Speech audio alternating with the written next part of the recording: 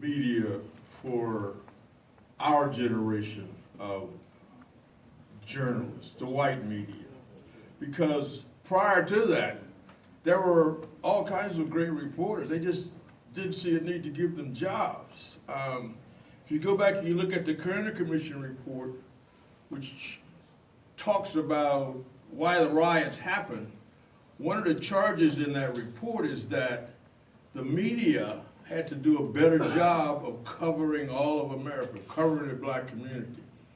And out of that came a program which I became a part of, and a lot of other journalists of my generation who we were sort of like the kamikaze kids, sort of like 90-Day Wonders. There was a program created at Columbia University Graduate School of Journalism, headed up by Fred Friendly, who was president of CBS News.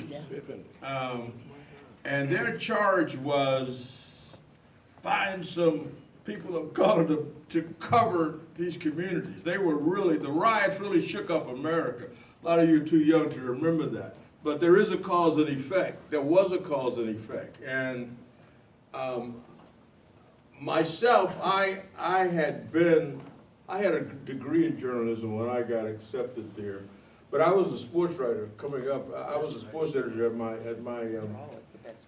college newspaper. As Walt says, I was born in Mississippi, but got out of there as soon as I got out of high school, and went to college in San Francisco. So I worked at the San Francisco Chronicle as a sports copy boy, and I was a sports editor for my campus newspaper. And I always wanted to write, but I wasn't a real hard news reporter until I went to that Columbia program. And the other person who was there in the print section at that time was Monica Kaufman-Pearson, and later went into, so we were sort of classmates out of there. But a lot of other people whose bylines and sign-offs you may have seen over the years were part of that. What year was that?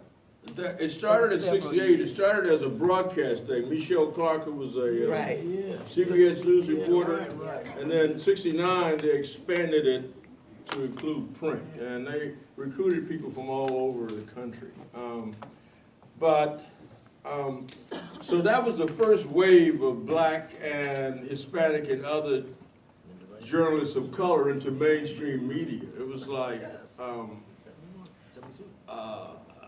a fire sale. They needed people and they needed them quick. The rise of the late '60s had really upset people, and the neglect of coverage and of paying any attention scared the bejesus out